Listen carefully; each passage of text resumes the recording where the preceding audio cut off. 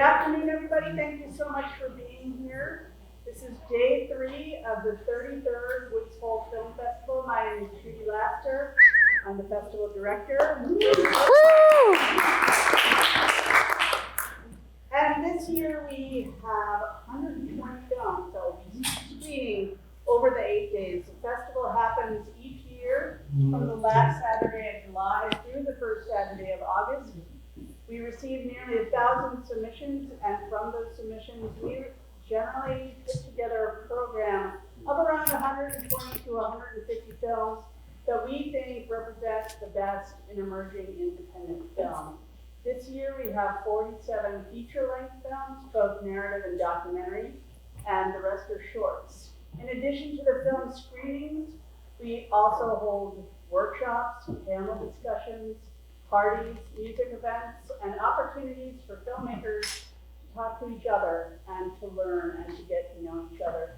Some of you were here just recently for the masterclass that Doug Blush hosted. He's our 2024 filmmaker in residence, and he and Lisa Klein will be here through Friday if anybody is interested in having further conversations with them. So today we're also thrilled to welcome Alecia Orsini Lebeda. Alecia is on the Woods Hole Film Festival board. She is also a line producer and was formerly head of Women in Film and Video New England. So Alecia has put together what should be a really interesting opportunity for people to talk about independent film. Is it a hobby or is it a profession? And I think a lot of people are thinking about that, especially in this day and age, when it's more difficult than ever for filmmakers who spend years and years making films to really make a living doing it. And hopefully that will change at some point, but as we are in the process of having that change happen, in the meantime, we need to make sure that people have the resources and the wherewithal to continue making films. So Alecia is going to lead this roundtable. I think it's going to be an interactive discussion. If you haven't been in this space before, this is the Woods Hole Community Hall. If for whatever reason you need a restroom during the event, it's through the doors right there and downstairs. So enjoy. Thank you so much. Thank you, Judy. Excellent. So thank you so much to everybody for being here and for our workshop panels. And the reason we're calling this a workshop is because I really do want to get to know who we have in the audience, because I'm assuming some of you are filmmakers, maybe some of you are thinking about getting into this, and we want to have a really robust conversation amongst all of us about this thing that we love, this filmmaking thing. So before we get into the meat of everything, I want you to meet our wonderful panelists. So we're going to start down here with John. Jason. Jason. Do you see what I did there? Do you see what I did there? We go way back. We go way. We made a film together. Jesus Christ. My name is Jason Portland. I live in Boston after many years in Austin, Texas. I work with Julia Halprin. We are a directing team. I'm the writer. We co-direct. Julia often produces as well. And we have been doing this for 30 plus years. So we got some things to say. Pretty amazing because we're only 35. So I'm Julia Halprin. Our third feature film, Crooked Finger, is screening tomorrow night at 8 p.m. And we're very excited to be at Woods Hole just because we love regional filmmaking and we love regional festivals. The film was shot not far from here. So it's just a really good opportunity to kind of participate in and build up the community. Steve Young. I have an interesting path to get here. Well, they're all interesting, but I spent decades as a TV writer, gave zero thought to film, never was at a film festival, blundered into it sideways a few years ago. I still look at the word filmmaker on my badge and think, do I get to call myself a filmmaker? These people have been doing it for decades. I feel like a dilettante and a poser, but I've been here a few times. I must be doing something, so I'm grappling with that. The whole hobby versus professional thing, very interesting to me. Mark, who you're about to meet, and I have a short here that's screening tomorrow. Thanks, Steve, for that great segue. My name is Mark Kiefer. I also live in Boston after many years in Boston. And Steve and I have a short film that is screening tomorrow at 5:30 p.m. at Falmouth Academy. It is called The Daykeeper. I'm just going to shamelessly plug this. And in fact, if you go to moviemaker.com right now, the Movie Maker magazine, they have a great piece on our film. And this festival, right on the homepage, I encourage you to check that out. I have also taken a bit of a circuitous path. I started out and still do a little bit of management consulting, which is not an obvious way to get into film, but a lot of the skills actually translate. But I've been doing film in earnest now for about the last dozen years or so, and have been privileged to screen. This will be the 5th film I've screened at this film festival. Premiered our first feature last year after a few shorts, and I've done a bunch of others, and so interesting to share the discussion. And I'm Kirsty Bryan. I'm honored to have been added to this panel. I work as an actress. Actually, that's my background. I've been working professionally now for over 17 years. But I kind of fell into filmmaking when a story just came, and that came, and then, you know, I was like, I want to support actors on this film. And so from there, I just have my second short that premiered last night called Stalled Innate Etudes. And so I've also worked as an actor in a lot of independent films. So I think I'm coming in from many different directions of, is this a hobby or is this a profession? Right, great. So you get to keep that. Okay. I got to be mic'd for this, which is fun. So, just let's do a couple of raised hand questions. How many of you, first off, consider yourselves filmmakers in big box? Okay. How many of you consider yourself an artist? Okay, all right. How many of you consider yourself a professional? Okay, all right, I'm seeing something, it's all right, okay. Now, I want to hear just kind of like for some of the people here, when you introduce yourself, I'm gonna pick on you first, because you're right there. When you introduce yourself, how do you introduce yourself? I'm a media teacher. A media teacher, okay. So you work in? I work in a high school setting. We have a partnership with a local cable company. They give us equipment, we give them films, and our kids go off to work in the industry and become better communicators. Okay, have you made a film yourself? I had one here a few years back. There you go, okay, all right, great. Now I'm gonna come over here to you. How do you introduce yourself? I say I'm a novelist, Okay, and that is my day job. And I also make films with my filmmaking partner, life partner. okay. Do you consider yourself a professional? Maybe in your novelist life? In my novelist life, yes. Okay. Filmmaker, I'm figuring that out, but he was professional. Okay, so she's put you on the spot. Okay, so how do you introduce yourself? I usually say filmmaker. Filmmaker, yeah. I have my first feature here, so Nice. I feel more confident saying it now. Got it. Okay, and I love that you use the word confident, because I think a lot of this conversation is about the confidence to talk about who you are. Now, I went to film school. I went to the Savannah College of Art and Design. I went to be a camera operator, and somehow I ended up at a line producer position, and I talk money and economics and labor law. I don't know how, but here I am. Jason, how did you find... Thank you. Jason, how did you find yourself a filmmaker? About halfway through my undergrad years, I decided to focus on making films. I had made films, as a kid, Super 8 films, but, I had an acting background, and I was, pretty actively involved in writing, and I was like, well, this is kind of all the things that I like to do. So halfway through college, I, quit the college track team and gave up on pre-med and said, let's throw everything away. So pre-med? Yeah. Oh my gosh.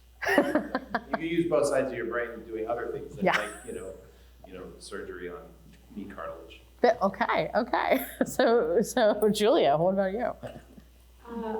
I was interested in acting as a kid, and I realized pretty quickly that I did not have the emotional fortitude to go through auditions and like sort of have to put myself out there all the time in that way. And so I thought kind of behind the camera would give me more autonomy and less kind of having to compete for opportunities. Turns out I was entirely mistaken about that. And I think a lot of parts of filmmaking do, at least in the narrative world, have a lot of like just competing is a little bit of a harsh word, but it is the case that you're sort of, you know, there's more people interested in making work than there are opportunities to screen work, and that's just the sad fact. Right, right. Real quick, kicking to the audience, how many of you have gone to film school? Okay, okay, all right, interesting. Okay, Steve. No, we talked a little. It's just slide lower and lower.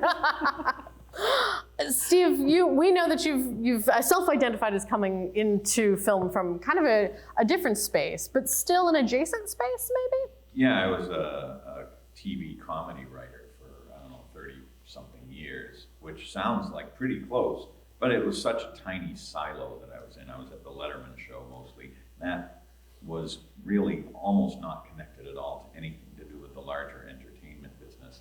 And when I was ejected from that world in 2015, when the show ended, I was ready to go, but I realized I have no connection to my alleged business of entertainment and any career. Like, I'm 23 years old and starting over completely. I didn't have a rep. I didn't really want to go back into late night stuff, but you know, weird things happen. I was the subject of a documentary which Judy actually brought here a few years ago. And suddenly I'm meeting film people and talking to film people and seeing films. I don't know if I consciously even then thought I could do that or I'd like to do that, but people ask me to collaborate on things. And suddenly it's a few years later and well, yeah, like I was saying, I guess maybe I don't argue with the word filmmaker on it anymore. It doesn't feel natural even now, but I'm trying. Okay, all right. You'd be the subject, and you could name drop the Bathtubs Over Broadway. Yeah, it was a documentary that was around a few years ago. It's still out there, but that was my entree into the world of people who think about film really hard all the time, which I absolutely was not. Okay. Mark. Let's see. So we want to talk about like sort of well, you know, you mentioned business management, and I'm like, you and I, where I am in the production office, that's my job. Yeah, all day on a film set. Right. It's it sounds like it's. I mean, in one sense, it's great to exercise both sort of halves of the brain. But sure. As you would well appreciate, there's a lot of overlap. In consulting, we basically manage projects. That's what I did at my level in the company, and some of them are huge, and some of them are a couple of people, which is again quite analogous. But you have three resources you manage. I like to say time, money, and morale. And we did economic consulting, so we're pretty good at managing money. Not as good as managing time, and pretty terrible at managing morale. And if that doesn't sound like the film industry, I don't know what does, right? But you get a lot of practice corralling scarce resources to make something that's never been made before on a tight deadline, often not knowing when you start how you're going to get there or where you're going to wind up. And so it was actually wonderful practice having done that dozens and dozens of times over many years. But it's not that satisfying. It's not really fulfilling, because at the end of the day, if you're lucky, you have a report to show for it, or a glossy PowerPoint that no one will ever read or read again. What we do now, and yes, I do call myself a filmmaker, but I will tell you candidly, it took me years to say that out loud, which is a struggle that's probably common to a lot of us. I even know the moment when I said it first, but we'll save that story.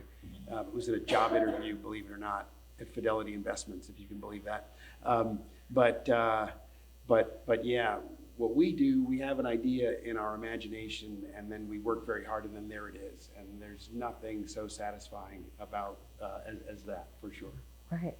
So now you were an actress. Yeah, I am. Yeah. You are. Have not quit that gig. Have not. Do you introduce yourself as an actress? Yes. So I've worked professionally as an actress for a long time. I've worked in TV, film, and theater. Most recently, I was coming out. I've worked with indie directors. Most recently, I worked with Neil Berger alongside Phoebe Denevor. That'll be coming out soon. And I just had a beautiful feature out with Victor Nunez. You might remember Yuli's Gold, Ruby in Paradise, and I play a lead in that. And so I've worked alongside folks that are still in the game after all these years, even after big successes. They're still trying to get funding for their features, even if they've gotten, all the accolades in the world. You're sitting with a filmmaker just trying to get it made. And so I don't think that necessarily ever ends. I would call myself a storyteller. What I've loved is I love filmmakers. I love them. I think whenever I get a chance, it's like especially independent filmmakers, because it's like a keyhole into a world that I would never have thought about. So to come to a festival like this, where you just get a chance to see everybody's little keyhole, and I now know exactly what it took to get that piece anywhere near that screen. So I'm just so moved by the whole situation. When we talk about the economics of this, as an actor, I get rejection all the time. So I think I was a little bit more prepared for this than most. It takes 100 to get one. I have to get 100 auditions to book one job. And every single time I have to show up as if I'm gonna have that job. So I think I might have been primed well for the submission process of getting films into the world. I have no problem hearing no. I just think that's an opportunity for more information. In terms of fundraising, if I really believe in the story and I believe in my team, I'll go into every room possible, and it'll be tireless.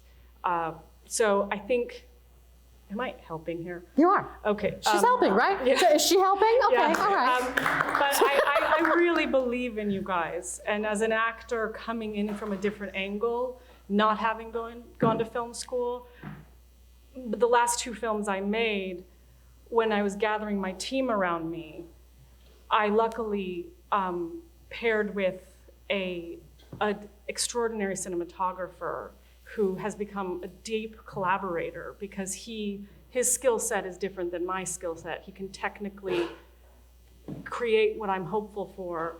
And he was like, I've never worked with someone who knows actors so well. So we kind of come with 2 different sets of skills.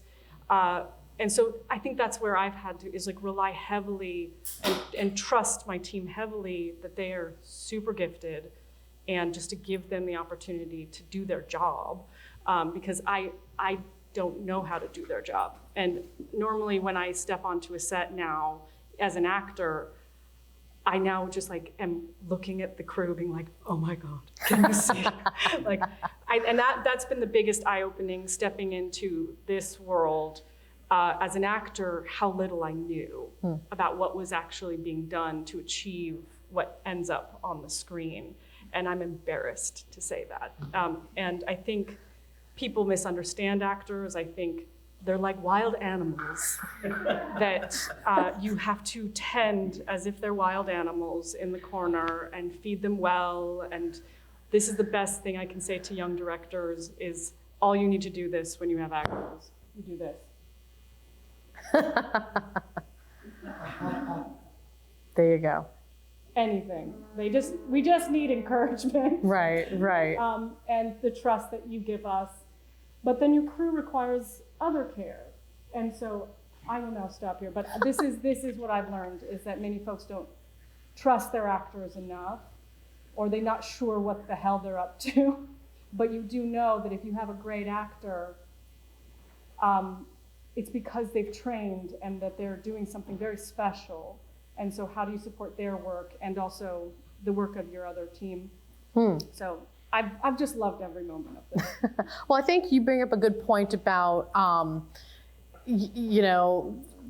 really fighting for okay, you know what you don't know, right? And I think that sometimes is a hallmark of somebody who's, I don't yeah, we talk about the line of like, what is the hobbyist, what is the professional? Are you in the hobby area because you're playing in a sandbox, but then there are things you have to fight for to, like, there's this idea of getting away from being a hobbyist to being a professional, but I feel like that's almost like a losing battle no matter what.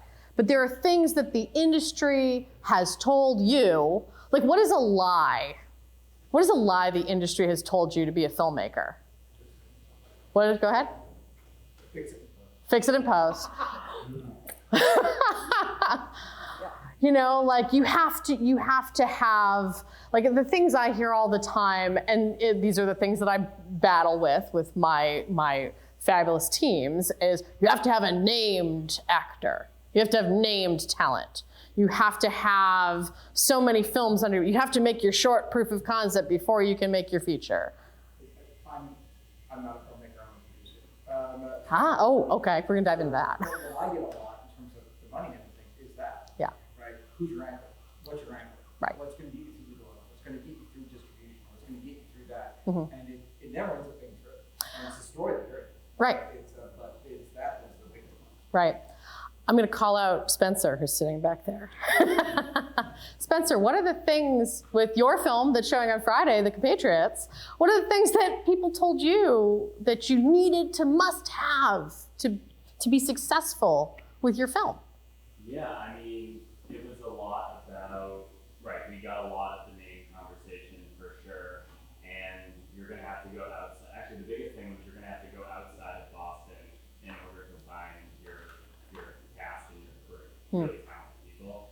And everyone we got, besides a few who said they were Boston local actors, and weren't actually Boston local actors, but there's only two of them.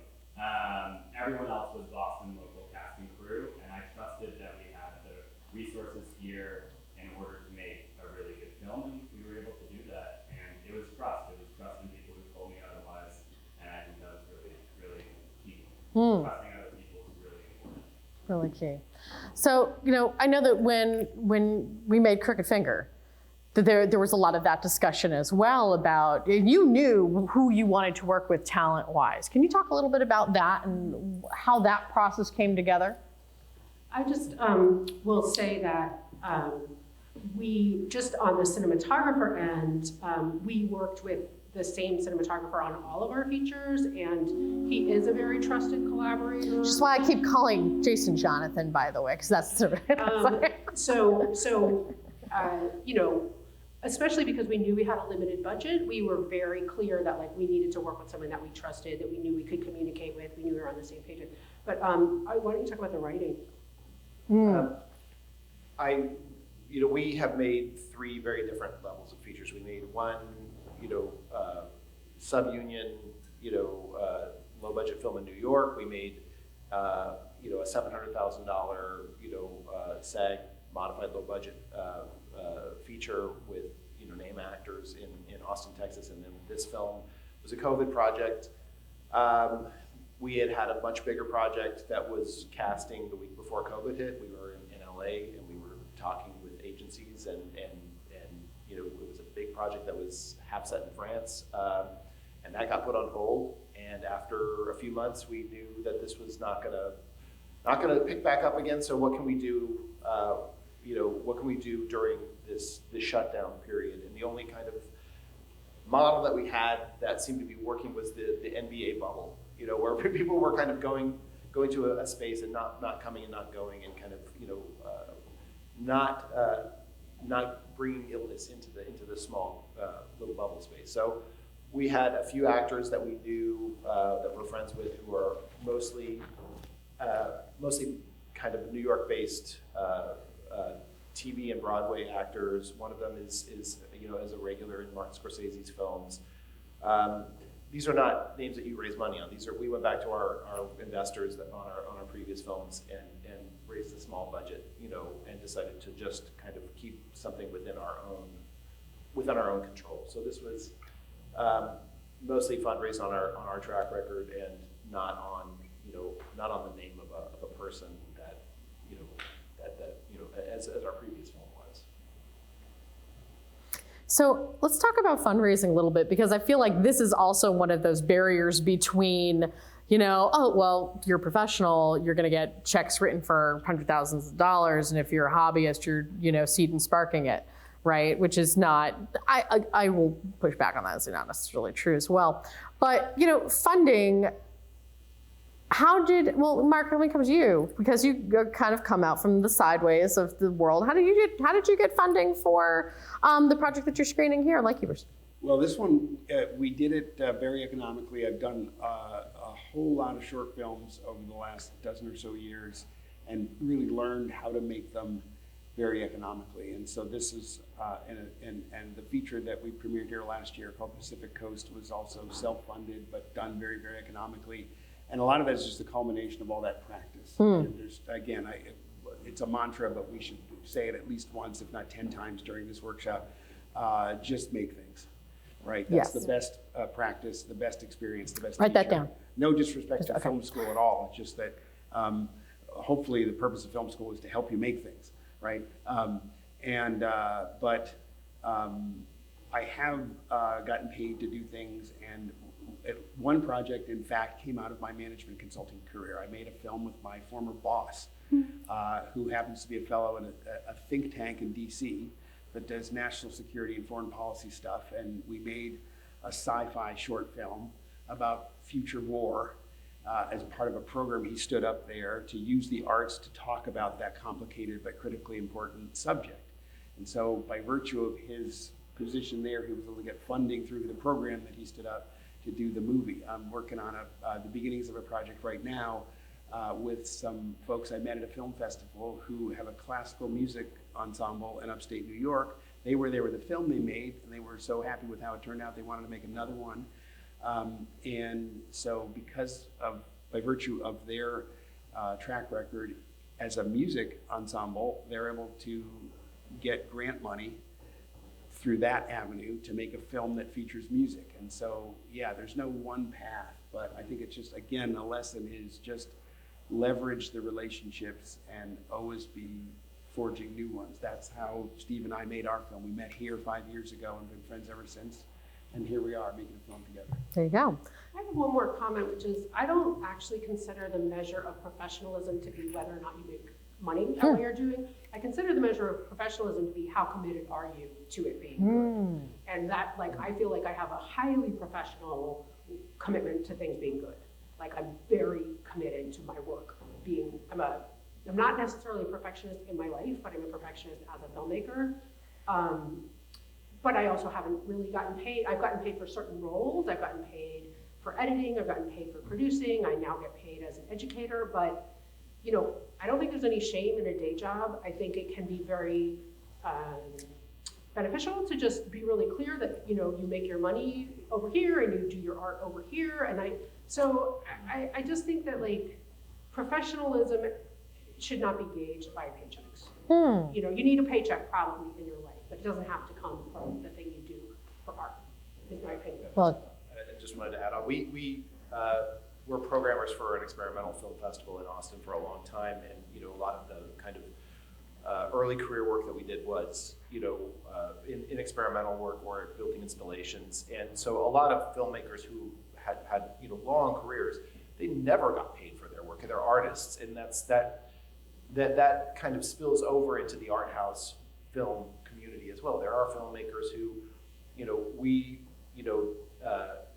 we're in Austin for a long time. Rick Linklater is certainly an art house filmmaker some of the time. You know, sometimes he makes School of Rock or Hitman, and sometimes he makes things that are really weird, that don't probably make money. He gets paid for those. He's an exception. You know, other people that we know, like Kelly Reichert, she teaches at Bard. There's no shame in having a day job. It's like, you know, if you get to do the kind of work that you do and you have autonomy in doing that, you know, it doesn't need to be, you know, a commercial success or make money for people in order for it to be successful. I think that people, and a lot of actors want to do that work because it's not, you know, not to slag off Marvel, it's too easy to do that. It's like, you know, if you like those movies, great. I think that those movies have a place, but, you know, actors and audience members want to see different kinds of stuff. You know, we want to have diversity in our diets. We don't want to all just eat hamburgers every day. We want to eat different things at different times. have your stinking carrots. No hamburger. I don't make carrots. Okay, fine. You know, I so dig what Jason and Julie are talking about with like the experimental idea. And I think what happened, the story that you just told of like, you got something so far and then a pandemic hit and somehow you were able to not be paralyzed in the process and remake an idea and see what resources you had right that second. And I think that's the way something gets made is you can certainly wait for the money to flow in. Yes, you're gonna have to hustle for some cash, but there is a moment of like when you're writing or looking at scripts, what is producible today? You know, and that's how I have written both my pieces, was that I knew the themes I wanted, but I also wanted to be able to make them. And so the Stalled in 8 Etudes really was a COVID project. Like I was like miserable, sad in COVID, and I said, what would be a delicious thing we could do right now? One location that's safe, one performer, and from there the script flowed. One performer who played eight characters. And also, crazy. I wanted to give it as a gift to an actor that, you know, as you described, actors really want to do that kind of, to be creative in their work. And of course, I will certainly show up to do FBI Most Wanted any day of the week. But I live for these independent projects that are really the core of why I love what I do. So I think when I'm thinking about producing something or just getting it to the finish line, you've got an idea for a huge film, and that's wonderful. Is there some way to work with these extraordinary, indie producers for them to take a look at that script and say, okay, you're not gonna get an airport. Is there any way we can tell that same story somewhere else? And so just like that, I just want that to be to always just be willing to like, keep it moving. Right. I want to make sure that we get audience questions as well. So think about some questions, and while you're thinking, I'm going to give you some statistics because I want to go back to this gentleman here who said, well, I'm a filmmaker, producer, like how do you introduce yourself is this question I keep getting at. According to the US Bureau of Labor, there are 441.7 thousand people that identify as being in the motion picture or sound industry. But that group, there are about 175,000 of that group that just label themselves filmmaker. They do not say they're a producer. They do not say that they're audio engineers. They do not say they're a director. So this big number is capturing, a swath of, they would probably include you as that group as a writer, the producer, the line producer, the production assistant. But the Labor Department is expecting the industry from 2022 to 2032 to grow by 6.7%. And, we say, okay, so are these, when I fill out, my W-2 or any of those other forms, I sit there and I have a little bit of like the 8 hats that I wear. I go, what am I putting on this form? Am I putting audio engineer? Because one of the things I do is board opping and audio engineering for, radio stations. Do I put producer? Do I put filmmaker? Do I put media artist? Because we, as people that work in this space, can paint with so many brushes, right?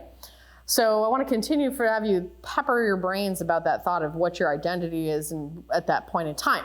So now, with that in mind, what kind of questions do we have for our wonderful panels up here? Do not be shy. I'll just call on you. Don't think I won't. Spencer. I like the conversation about day jobs versus the creative, doing the films, and I quit my job to make this movie that is here this year, and I'm now at the year mark where it's like, okay, we gotta figure out how to get back into it and start making money. My wife is 36 weeks pregnant. How do you balance life and your art? Like, I don't know if there's an easy answer. It's definitely not an easy answer, but I would like to know, in your own individual experiences, like how do you do that? Great question. Great question. I mean, there's sacrifices. There are things that we can't do. There are things, we're married. We decided we couldn't have kids because this is something that was our priority. That was something that we decided a long time ago. It was like, what's the priority? Is it having a family or is it making films? And we felt we couldn't do both. You know, that was something that we made a choice early on that was something that we couldn't do. You know, we sacrificed something for that. And congratulations on your Yes. I mean, not to say that nobody can, because obviously some people do, We but have friends who have. yeah. I think that, you know, I think my advice is to like not beat myself up or not let anyone else beat themselves up for not doing it perfectly, because it's literally impossible to do it perfectly. So, you know, I had a stint on a very, very vulgar reality TV show as an editor for a while. And that's probably the job I made the most at. It was the least worthwhile, it was the least fulfilling, it was the least, you know, good contribution to the world. I may have to answer for it at the Pearly Gate someday, who knows. But, you know, it's like I can't beat myself up for making that choice at that time. And I made other choices at other times, and I just have to be compassionate because it's in the United States, like it's extremely difficult to like actually make a living doing the kind of creative work that you want to do. You might do creative work that you're not totally in love with. You might make the creative work you love and not get paid for it, or you might be one of those like magically lucky people, and I hope that, you know, everyone in this room is. But I think it doesn't help to like feel bad about yourself because you didn't play that extremely difficult poker hand perfectly. I'm a Writers Guild captain, and I was on a Zoom call recently with other captains in the Writers Guild, and they had some interesting statistics. Employment among Writers Guild members working in TV and movies, which is never a high percentage of the guild membership anyway. It's always a minority of the union who's employed at any given time, but even that figure is currently down 25% from what it was just a few years ago. And film people, if I think I've got this right, yeah, there are a lot of people who call themselves screenwriters, but the number of people who are actively employed, consistently making money in the Hollywood system is about 500 people. So LA is full of people who are saying, do I need to move back to my hometown and give this up? And many of them are doing that. Luckily, I had my day job for 30 years. It was a creative day job. It was very unusual. But I'm now in a position where, yes, I still need to make some money here and there, but I'm considering this film stuff. If I don't make money on it, it's okay. Here's my goal for all these things. Get into some film festivals that I like. Go to the film festivals, have fun, meet people. A stretch goal could be win some prize money so we actually come out of the red and get up to even. That is financially all I can imagine from anything in this field right now. Mm. I'd like to just, pick up on that and say, I think the statistics for actors are even worse, right, in terms of the percentage that are regularly employed. But to try to think about this, the flip of that is, Spencer, and sincerely, rather than think of, oh, well, how do I break into some kind of, magical world that seems always just out of reach? In the giant Venn diagram, the big bubble of this ether of people who talk about making a feature film, you are in that tiny, tiny dot of people who have actually done it, right? And no one can take that away from you. So you are in, for all intents and purposes, at least as far as I care, the only club that matters, right? And we were talking the other day about how, to me, and I love what you said earlier, Julie, about what does professional mean. Spencer and I were talking, like, to me, success means, do they want to do it again? This wonderful team of people that you've assembled and that you laid down your blood, sweat, toil, tears, and money, and whatever, and time with, that they want to do it again, that you've given them joy. And there's nothing better than that. That, to me, is the greatest measure of success. And that, to me, is the definition of a consummate professional. We know there are lots of counterexamples of people who make a lot of money and have really big titles working for really big companies that make even more money, and no one wants to be in the same room with them, right?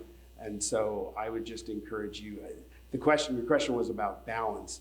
It's really hard for me because I know that I have this other thing that I can make money with, And the older I get, it's just harder and harder to get up and to want to do that.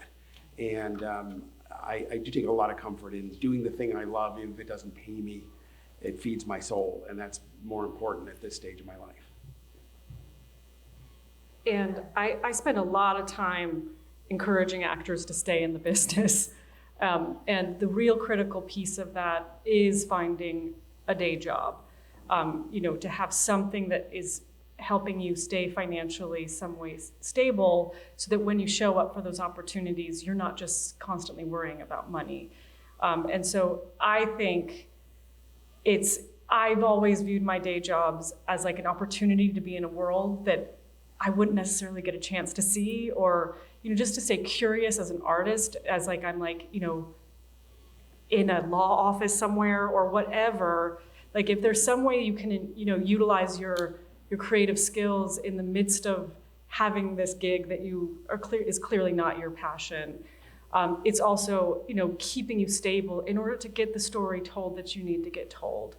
In terms of balancing, sometimes you just need to get your cash together. Sometimes you're in the trenches, working your job so that you can stabilize yourself. Maybe there's a crisis underfoot. I want you to be safe and healthy because we need you in the trenches to make the stories you need to make. And so I really am so appreciative of Mark. Mark is a filmmaker, and he has made many films, but he also has this gig that he's totally, working on the side. But what did he say, 12 films that you've somehow created? So it's a lot more than that, actually. But Yeah, but I do sense that the stability that if you are moonlighting as name that profession, some of our great artists have always had multiple things. Chekhov was a doctor. That these are things that you should honor.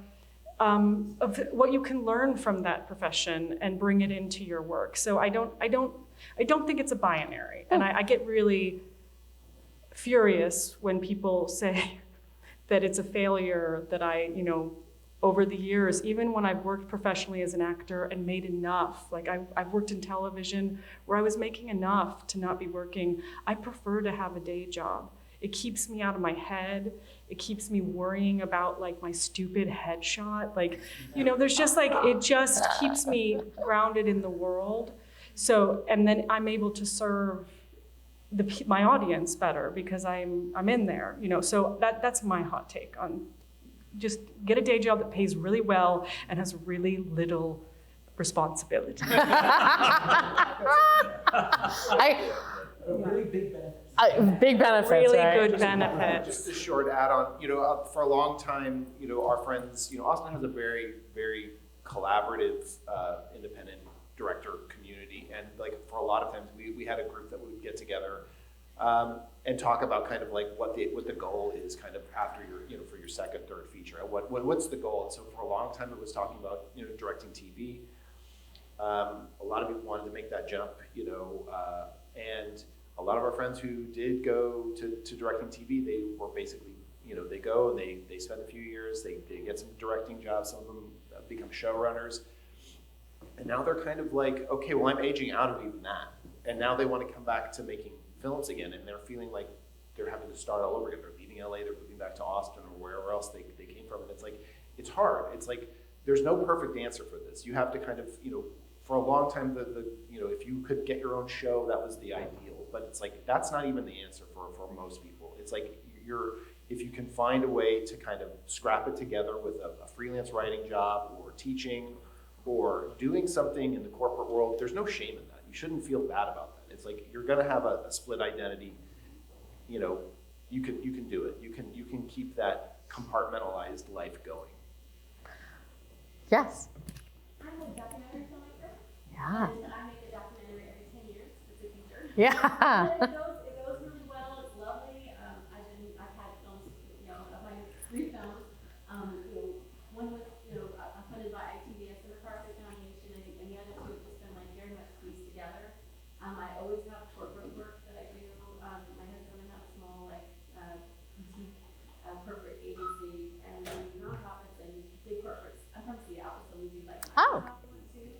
But I'm at the point at my age, I have a child who's 13, and I'm at the point where I'm just so I actually came here kind of hoping for some like kernel of something, and kind of like, can I stay with it, can I do another one? And I guess I'm wondering, has anyone, what I want to do is say, what we do, our content is valuable. It's valuable, and we don't ask enough back for what we do.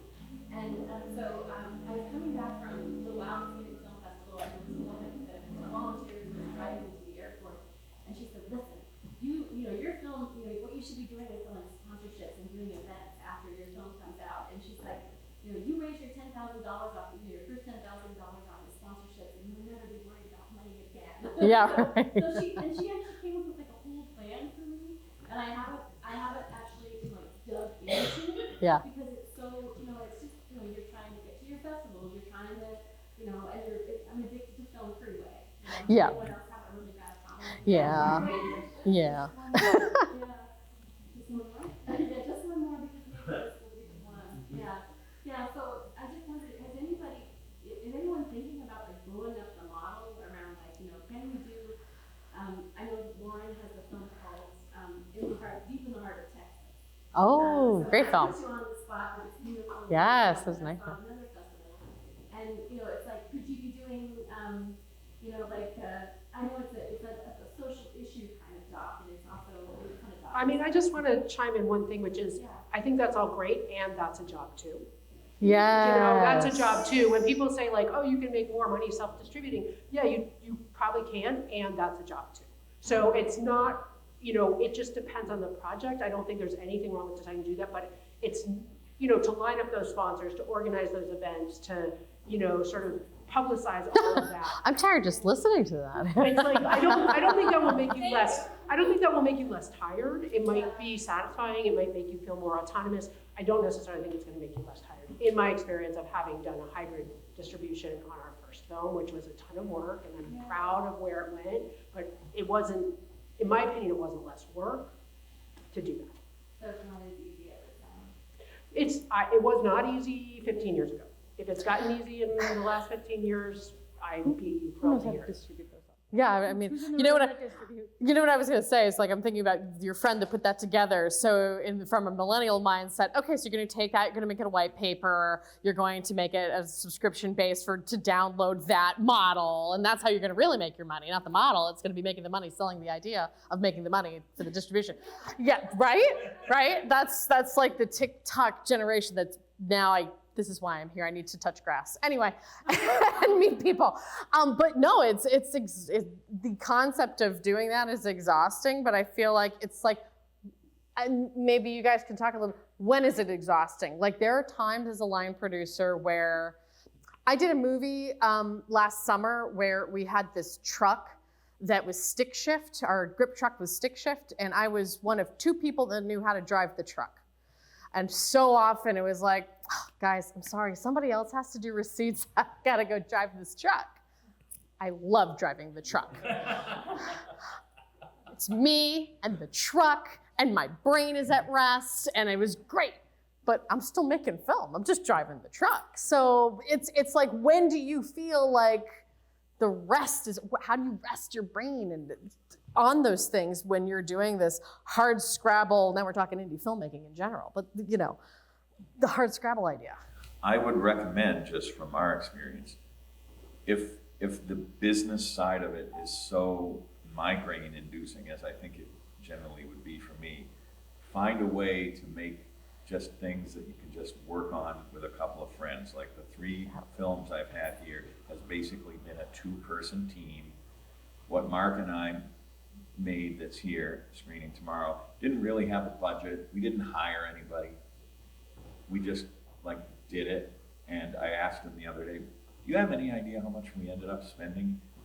And he said, I think it was about $1,200. So that is a way to do it and have fun with your friends and possibly still get something worthwhile. Yeah.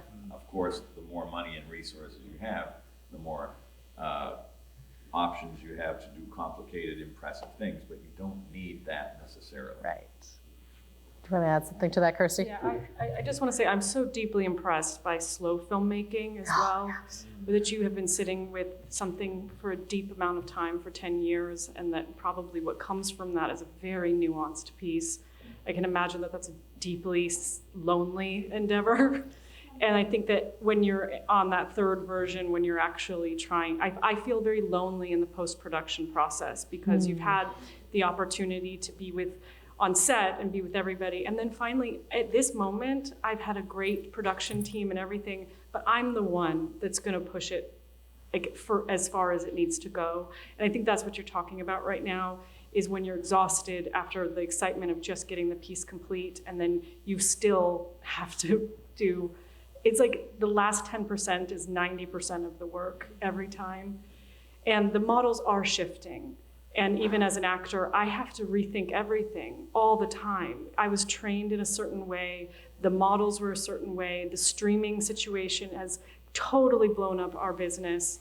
So if you can stay curious and imaginative, and that sounds like someone like wrote out an amazing opportunity to be like, okay, let's give it a fucking try. Like, take 3 ideas this woman offered you and say, let's do it. Why not? And then get the data from that and see how it went. And, but it is lonely. And so I can understand why you feel exhausted. Yeah. It's not just you.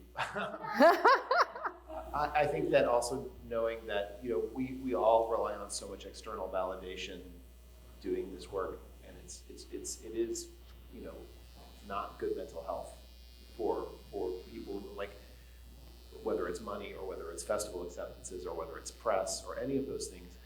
That's all bullshit. That's all the fake stuff, in a certain way. And what matters you need to have some people that you can kind of be real with and kind of just be like, it's okay, I understand.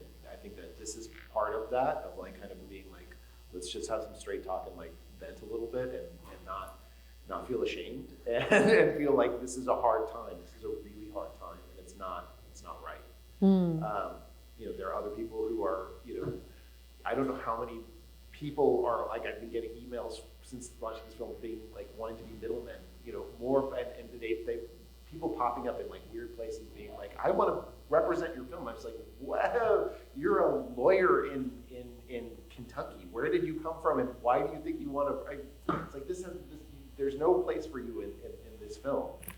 I think that just finding ways to kind of, talk about ideas that maybe are not so big, or just because you made a 10-year documentary before doesn't mean that you have to make that the next time. You can make something smaller or different, and I think finding people to kind of kick those ideas around and recharge your batteries, that's really, really important, because the mental health part of it is going to be important for the next few years. Right. I want to add one more quick thing, and then, sorry. No, please. Just this last quick thought, and I don't say this to be self-deprecating or self-critical at all, but sometimes I remind myself, like, people more talented than me are struggling. Yes. It's like, I'm not saying that because I don't believe in my own talent. I'm saying, like, this is just the reality. People who are much more gifted than I am are struggling too. I 100%, we're right now in the industry, we're seeing, for those of us who do this from day to day, whatever, I got friends on food stamps who have always worked. That's the kind of environment we're in right now. So, not beating ourselves up over the situation. All right, I'm gonna come here, yes. Yeah, I'm gonna try and find my question while I'm talking. On the story in the edit. Yeah. There you go. So I'm just curious about some like this scale act right now of like, I've made 4 short films, 2 for like 25, 30K and 2 for like 2K. And all of them I had a great time on. The people and the story were everything, and I hear you on that. And then the flip side of that is a point that you made about, hey, if you've made a feature film, you're like in this tiny dot of people who've done that. And I have one, and I'm actually here right now because I'm prepping a Cape Cod feature, and also because my short film, The Heart of Texas, is screening here, so I get to kind of kill 2 birds with 1 stone and hop around.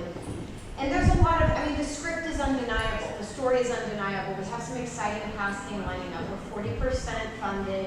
We have a line producer working to help us incentivize people with the tax credit.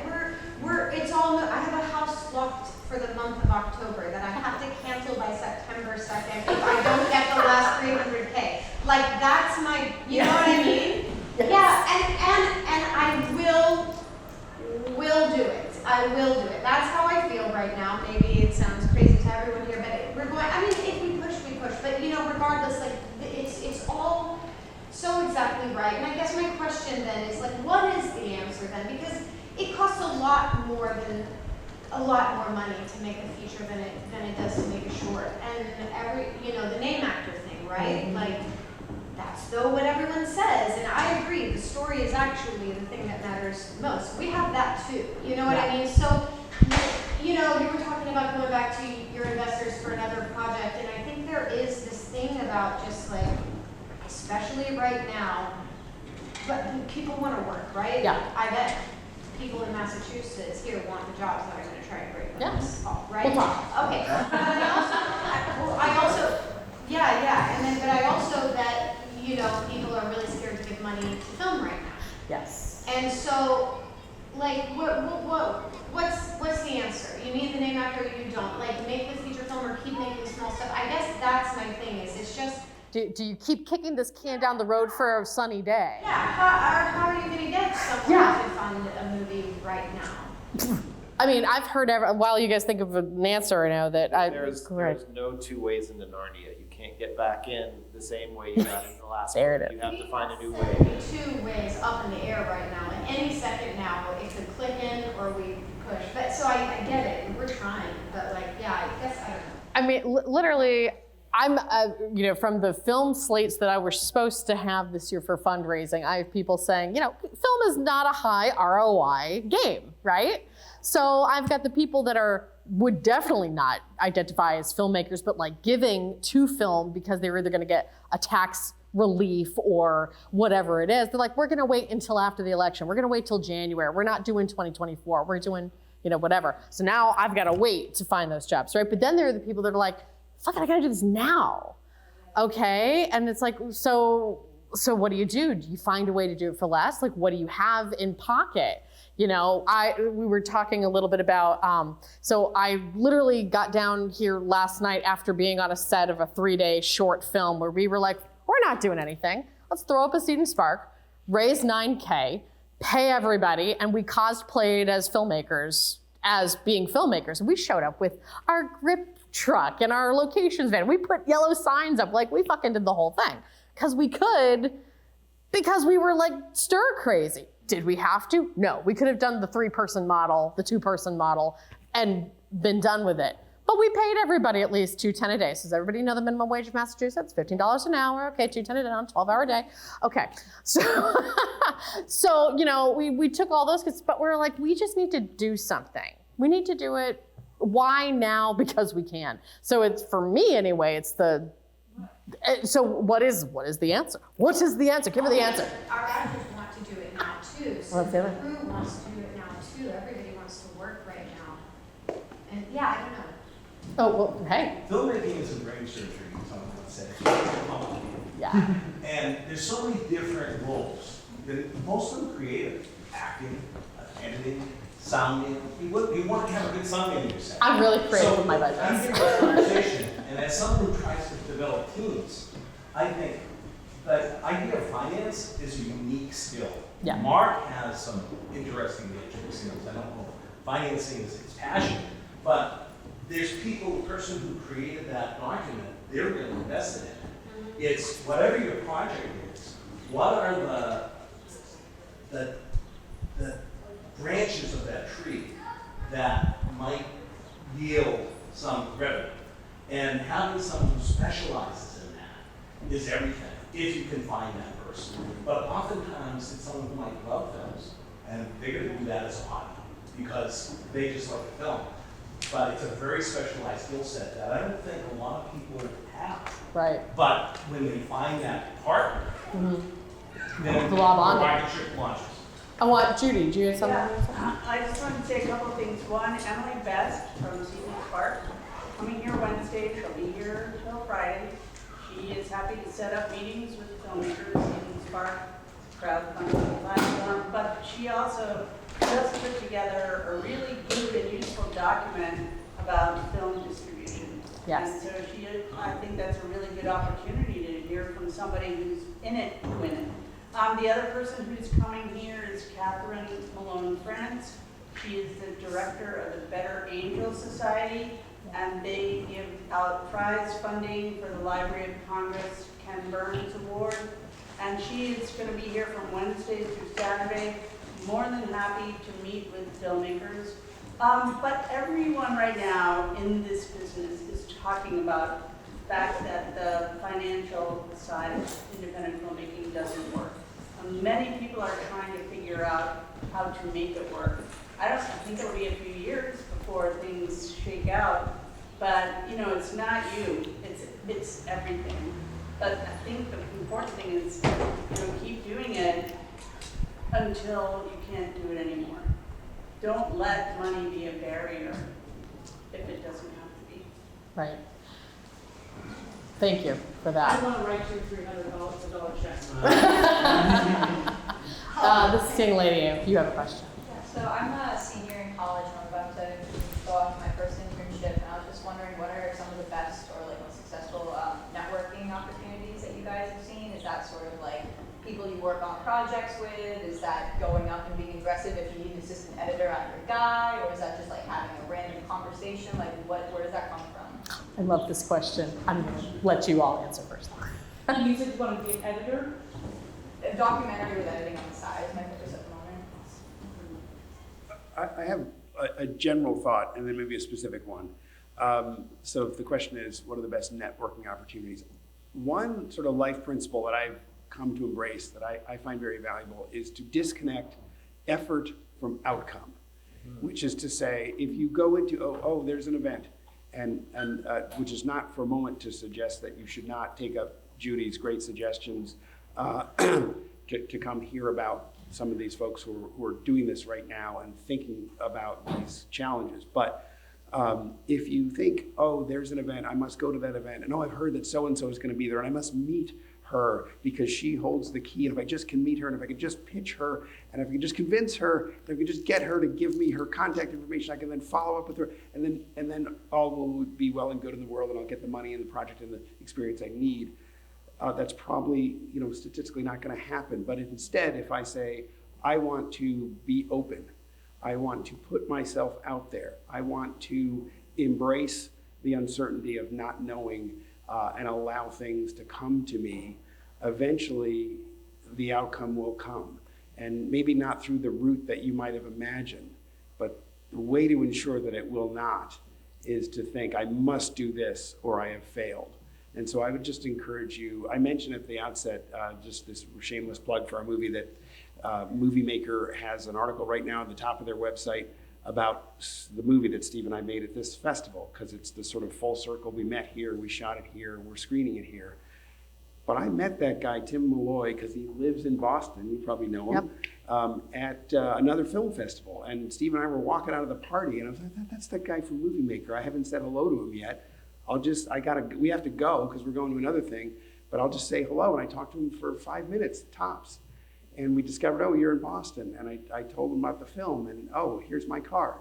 And then he emailed me and said, hey, you want to do an interview for this, about the movie? And so, all it really took was me to get over my fear and my anxiety and my, whatever, lack of self-worth, and just say, that's a guy from Boston. I can talk about that. I'll just introduce myself, right? And so I just encourage you. I think the best networking opportunity is the one you take advantage of, right? To sound really, really corny. You miss all the shots you don't take, blah, blah, blah, but it's true. Kirsty's got it. I want to just support Mark on this, is that how I got funding for the second film was the first film, I had no idea. I was a totally new filmmaker. When it came to submission process, I got on Film Freeway and became like a gambling addict and just like, but I didn't correlate anything good or bad. Yes, I got a little smarter about it this time around, but we played small, we played big, and I showed up to everything that I could. And when it came time, we played a small film festival called Coven Film Festival in San Francisco. And during COVID, like many artistic organizations, they closed their doors. And then they sent me an email and said, do you have anything else? We're interested in producing. And I was like, give me 30 seconds. And I put together my script and I got everything and I pitched them hard. And they paid for my movie. And I couldn't believe it. Wow. But the truth is, somebody would say, you need to be in Tribeca, you need to be in South by Southwest. The fact that you're here in this room saying the words means that 18 helpers are going to appear right now, wherever you want to be. And so I think, just as Mark is saying, taking advantage of just being in the game, you're going to find your help and where you need to be. And the attitude you have right now is excellent. You just show up with excellence every time, regardless of, however the world perceives it. And that is going to get you as far as you need to go. I'll just say I'm congenitally unable to think about networking or advancing my career. I've blundered, luckily, many times. But I love to go to film festivals. I don't go in thinking, I'm going to network so hard. I'm going to think, oh, I think I know 2 or 3 people who are going to be there. That'll be fun. But then those people say, oh, have you met so-and-so? Suddenly you've got 17 new friends. And this happened at Woods Hall a few years ago. I was here with 2 shorts, and another producer from the same shorts block and I were chatting amiably. And then 2 months later, he emailed me, I really liked your performances in those shorts. You want a role acting in an indie feature? So it's just, and between that and the way the Jadekeeper came about, just show up with an open mind and an open heart, and maybe you're more strategic than me and can go much farther. But I've done well by just blundering. So but you have to go someplace first. That's step 1 in blundering along. Yeah. By the way, that indie feature that Steve was in, I watched that movie on the plane coming back out here. So FYI, you never know how it's gonna come around. One of the mantras in our house is show up until you blow up, and that can mean blow up or blow up hey, you got a big name. We also sometimes say show up until you throw up, and that's consistent. You have to kind of you're coming here, you're doing this, make some films with your friends, send it out to festivals, go to the festivals, meet people. Also, sign up for things like Dear Producer, the newsletter that is it's an email newsletter that comes out kind of semi-regularly, or read Filmmaker magazine, because there are a lot of development programs, especially for folks coming out of school. We were in the second edition of the Venice Biennale College, cinema workshop, which they fly you to Venice to Italy. It was fine, that too. Helps in mine. They fly you to Venice, Italy to workshop your film for a week, and then from 12 projects from around the world, they pick 3 to fund totally. So and that program is still ongoing. One of the mentors is at Emerson, so Mike Ryan. So there are opportunities for first and second time filmmakers that won't be around for third and fourth and fifth and beyond that. So keep your eye on those kind of early career development programs that are out there, because they still exist. And those are the things that you have to kind of put your feelers out for, and kind of ask your friends, share information. Don't be cagey with your information. If you share information, it will come back to you. You'll build that network of people, of friends that you trust, because we all want to we want to force that door open and bring everybody in.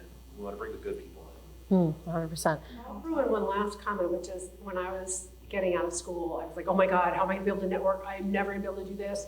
It'll be terrible. But I never use that word anymore, because I am a friendly person. I like to talk to people. I have interests. I'm always curious.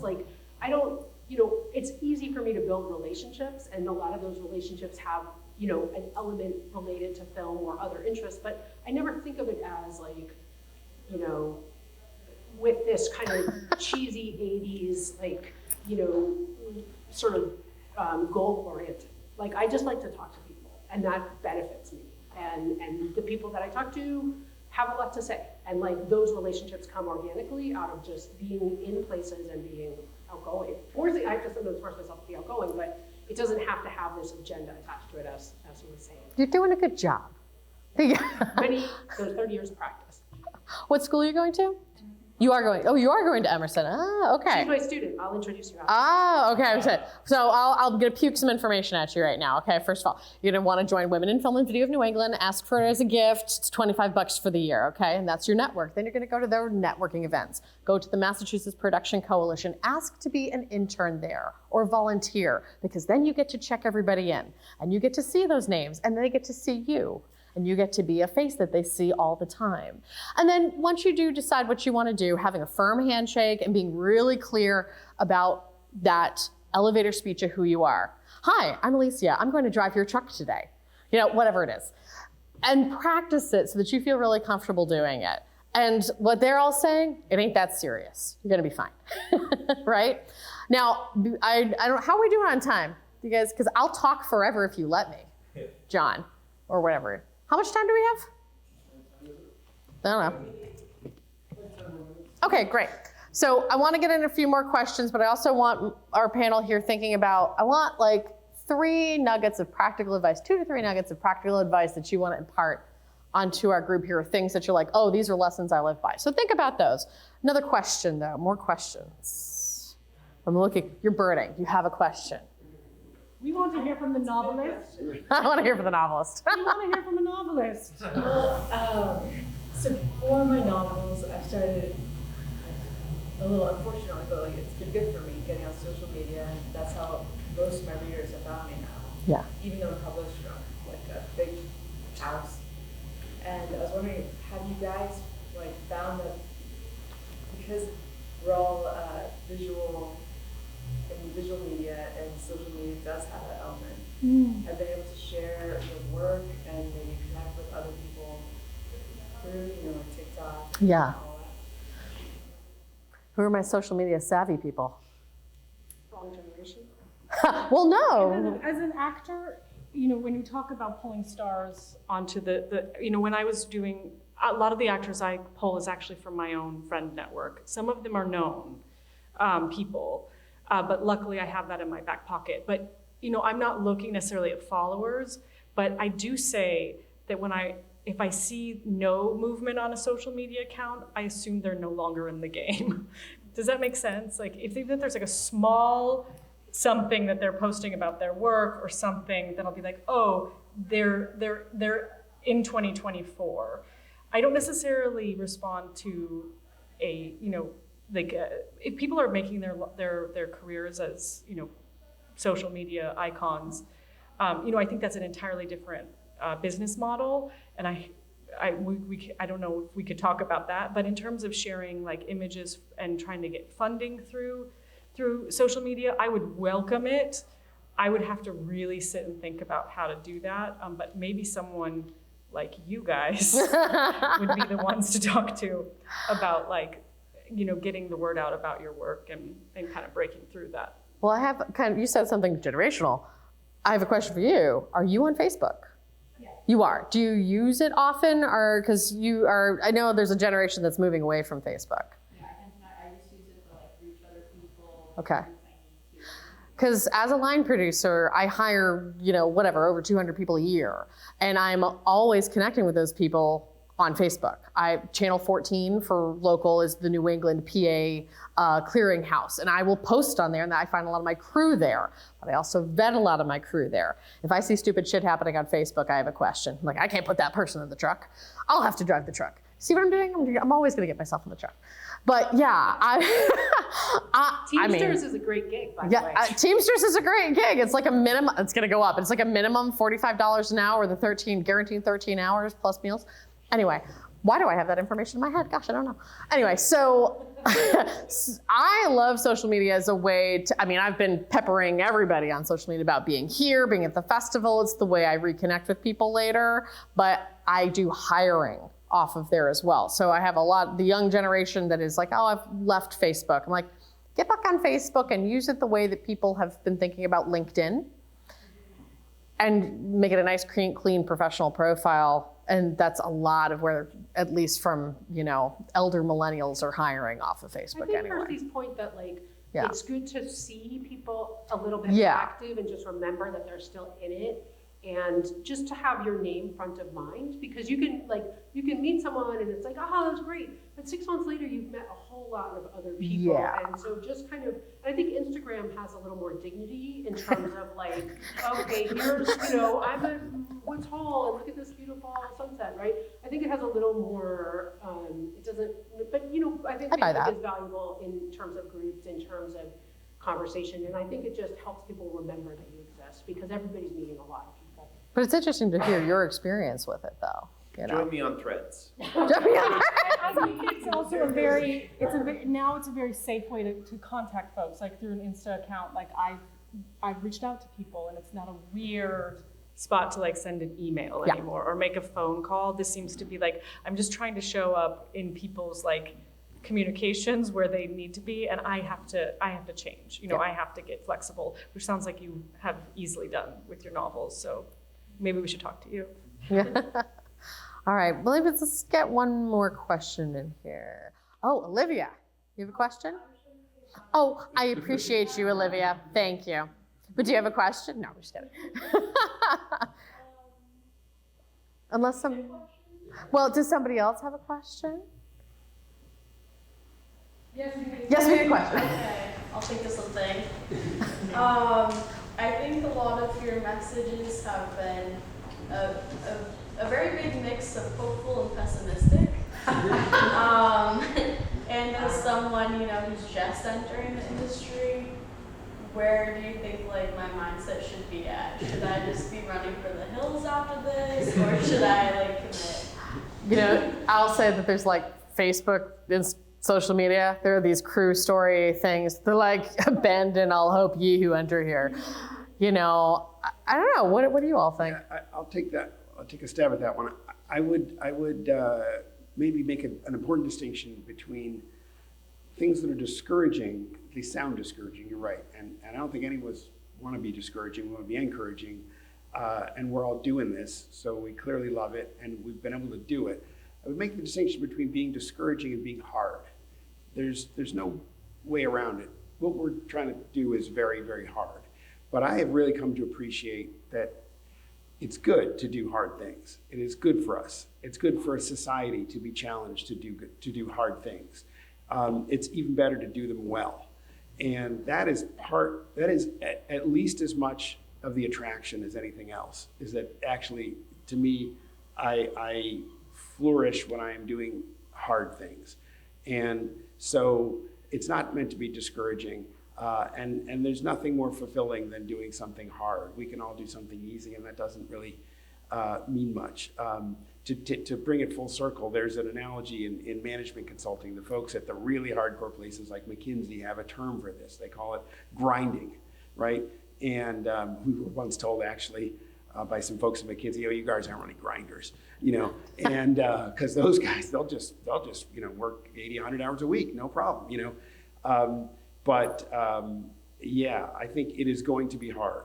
We can all guarantee you that. But it's going to be very satisfying and very fulfilling in a way that things that are easy are not. And so I would encourage you by saying, yes, it's hard, and that's part of why it's awesome. I would also tell you to always ask questions. Even if you think it's stupid, it's never stupid. Yeah. I think I think that's a great way of starting the conversation of it's going to be hard. This is a system that was dysfunctional and now it is broken. And it's like that is and that's a fact. I mean, it's yes. like, but this has happened before, and what happens is you rebuild it. You have to rebuild the plane as you fly it, and every few generations it has to be done. So I think that the good news is that you can be part of the solution of helping to rebuild this. Remember that collectivism is really always a very good place to start, like with small groups and bigger groups, and like taking the people who are, if you're going to be asking for permission, the people who want to grant permission are risk averse. They're not going to want to give it to you. They're not going to want to give you permission. What can you do outside that? What can you do on your own? What can you find separate from those permission systems? Because then they'll come to you when it works. No, Julia, I'm sure you have some wisdom to share. Please. Well, I work as an actor. And when I decided to go into acting, my parents, they actually came to see the film last night. They're in science. And it was a hard sell to be like, hey guys, by the way. But my dad said something to me, and two things, maybe this will be where I'll say this is what it is. He said, an object in motion can more quickly change direction than an object stopped. It's a law of inertia. And so he said, just keep rolling. If this is your passion, then keep moving. And there might be some new information you get that will take you, somewhere else. But the movement piece is critical. And then number two, carbon, under the greatest pressure the world has to offer, becomes the diamond. And the diamond can cut itself, and nothing else can. And what I learned also is theater and film people are the absolute fucking best.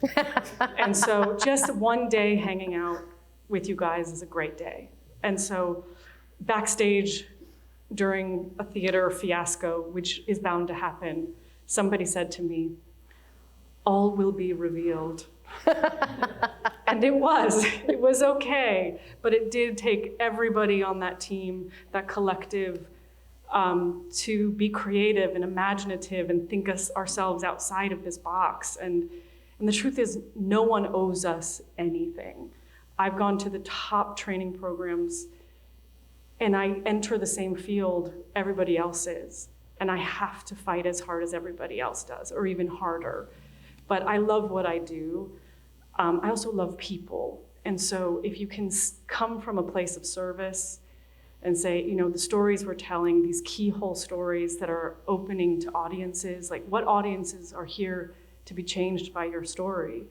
I think that's an easier place to fight from than I want my name on top of something. But that's me, so. Yeah. No. Well, I feel like there's, we really like what you were saying is that the industry, it feels, and we're going to talk about this at the panel on Thursday with Women in Film about this landscape of independent film. Something has to change. And whether it is within the industry itself, which if we wait for them to do it, it will never happen, or if it's us saying, I am going to change how I enter this and call myself a professional and call myself a filmmaker or say I am the boss or whatever it is. And you'll just, go into it with confidence knowing that, we're gonna live our lives. We're gonna hopefully get a good, 80 to 100 years here and then we're gone. So what did we do with it, right? And I have chosen to, pretend with adults for 12 hours a day. And that's all it is, right? So, and I'm cool with that. So with that, and I know our time is nigh, could I get a little, first of all, remind us about the films that you're screening, where we can find more about you, and then give us like a couple of nuggets of advice to walk away with. The film that we are screening here at Lovely Woods Hole, which we are so happy to be here for, is Crooked Finger tomorrow at 8 p.m.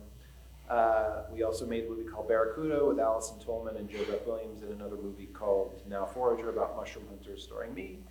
And the socials, we're on those social platforms. So thank you for having us. A word of wisdom is don't work with assholes. I thought your word of wisdom was going to be grow tomatoes. Oh, yeah, Grow tomatoes. It's good to have something that you really, really care about that's not related to film. But actually, it was also what Jason was saying, and reflecting what someone else said, introduce yourself clearly. Always say the name of your project. Don't just be like, oh, I have a project at the festival. No, my film Crooked Finger is at the festival. Make it easy for people to remember you. So those are my two words of wisdom.